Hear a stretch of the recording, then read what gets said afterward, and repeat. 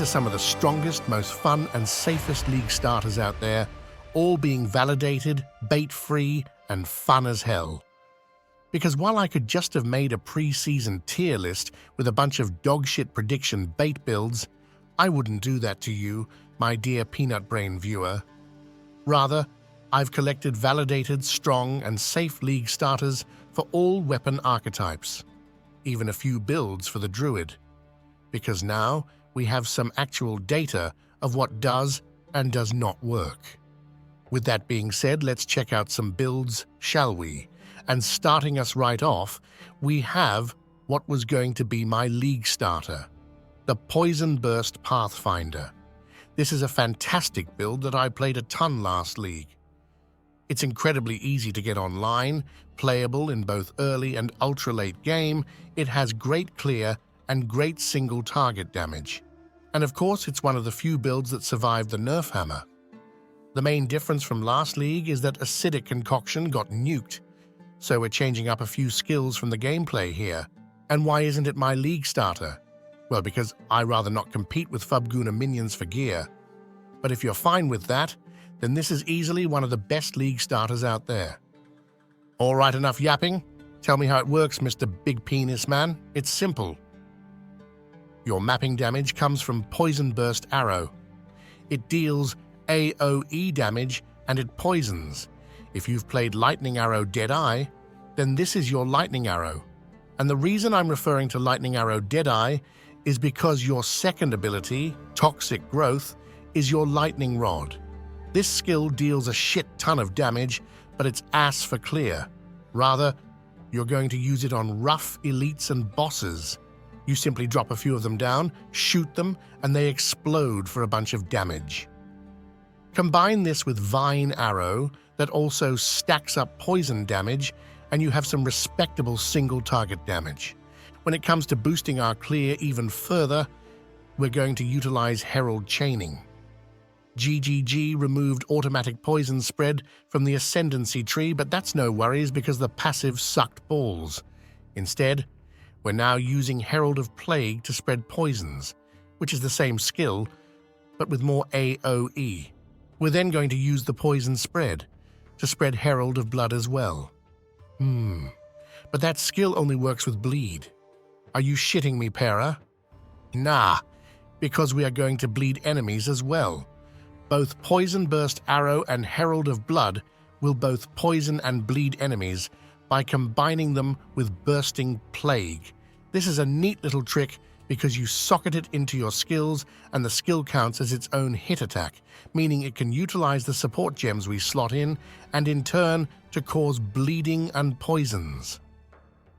And then you have Herald of Plague spreading poisons.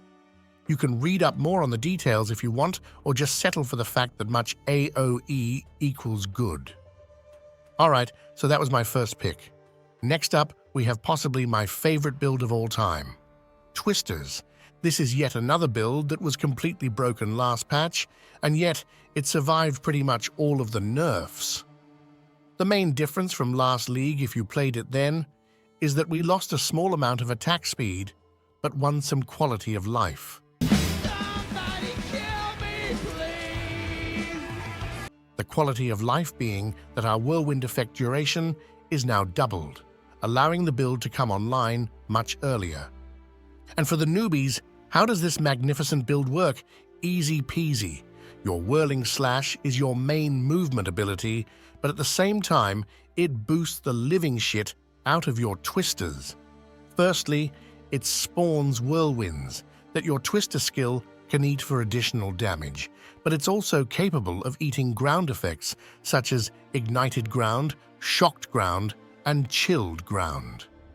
And these, my friends, can be used for your twisters for additional damage.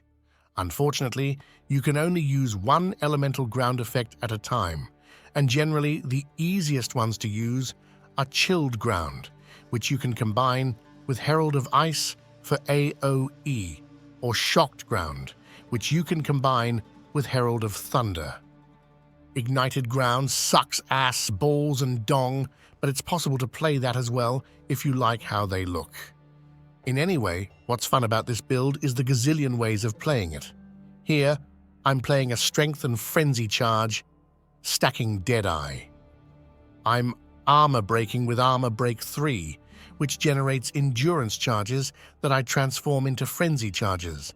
This allows me to get upwards of 16 repeats for my twisters when combined with Barrage. But as I said, this is just one way of playing it. Snoobai is playing Invoker this league and have a guide ready for you. Can recommend that one as well. Next up is the new guy on the block, the Jinn Ascendancy with a build created by Dreadful. Full trust in this guy, and here, he's made something interesting. It may be a bit too complex for you peanut brains, but just bear with me. Firstly, we have Frostbomb. We're going to spawn 3 of these, allowing us to stack up 3 cold infusions.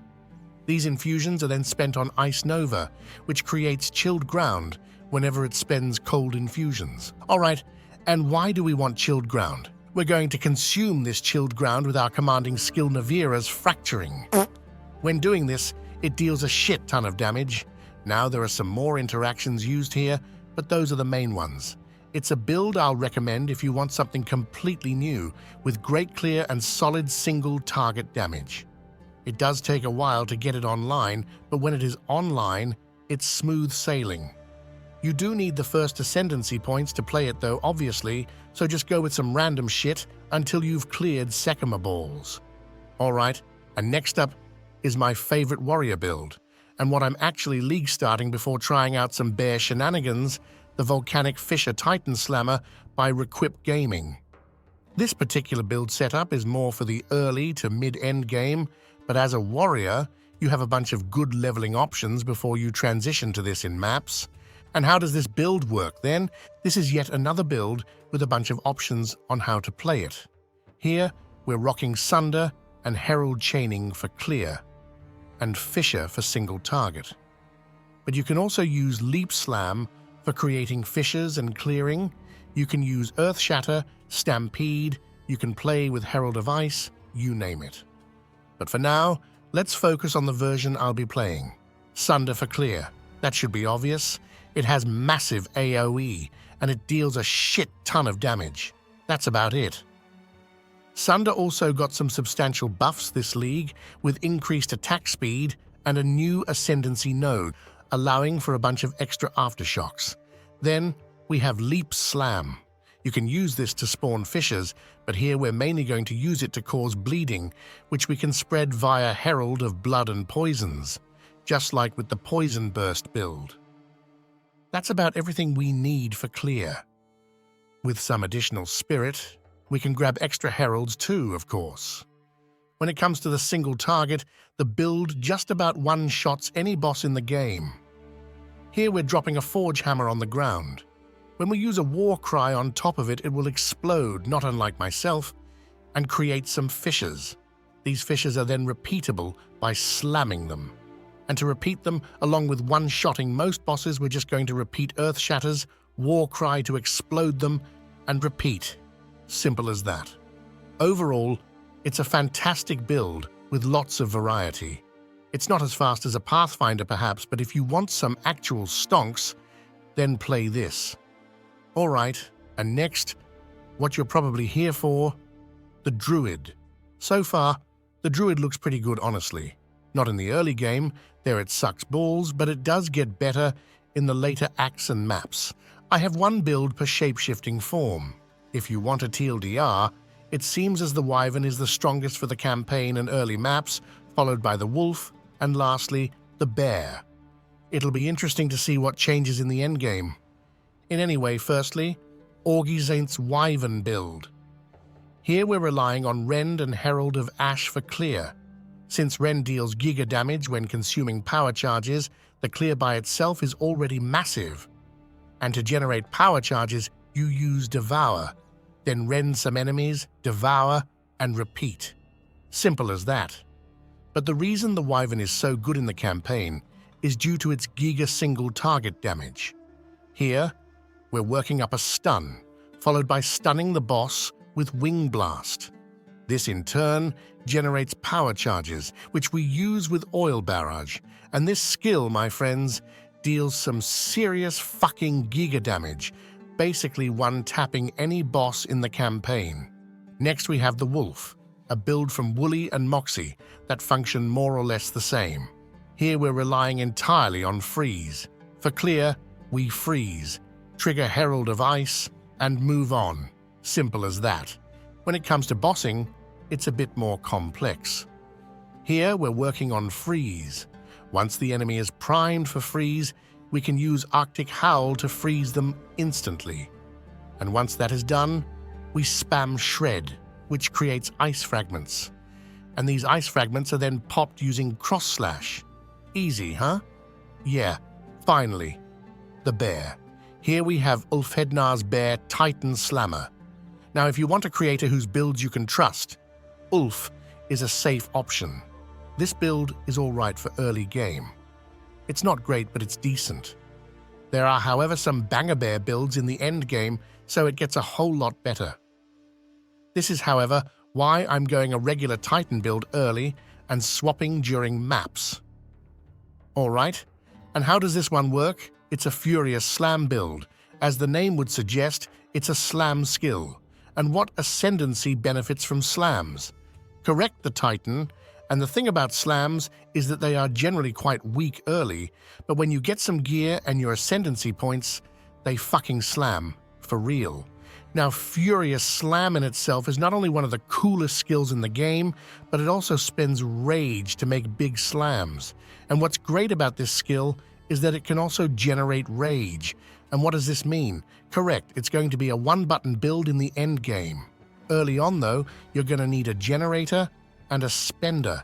Here you'll use Maul and Fury of the Mountain, followed by slamming with your Furious Slam.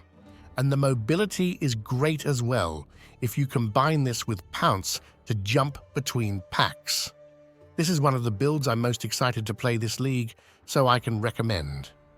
Heading on to the next build, we have a Quarterstaff build from FG Corbin. And this league, it's Flicker all the way baby. Because unfortunately, Johnny Boy felt the need to drop one of these on us monk enjoyers this league. Hollow Palm got nuked, and so did combo stacking. But all good, because we should still be able to one-tap bosses and have just as good clear as before. So how does this build work? For mapping, you have a few options. Firstly, you're going to use Ice Strike or Tempest Flurry to kill a few enemies. Once you've done that, you have your cock-spawning Profane Rituals for you. And this Profane Ritual generates power charges. And now, you're up and running.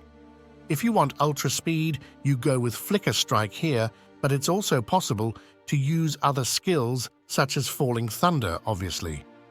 If you ever run out of charges, you just repeat and go again. For bossing, if you played last league, the rotation is similar. We can't generate a gazillion combo to one-shot 300 million health bosses, but we're still good to one-shot pinnacle bosses. We simply do the same as we did before. Combine Aelith's Chimes with Culmination and Combo to generate power charges, then spend them on Flicker Strike or Falling Thunder. Simple as that.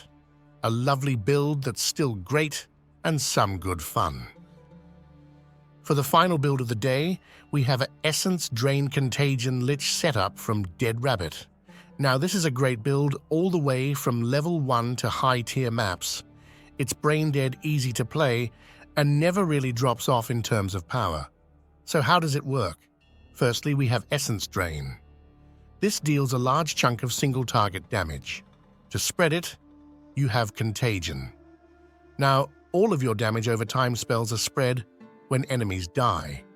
Combine that with Dark Effigy for even more chaos over time damage and Respair to nuke enemy resistances, and you have yourself a build. Simple as that.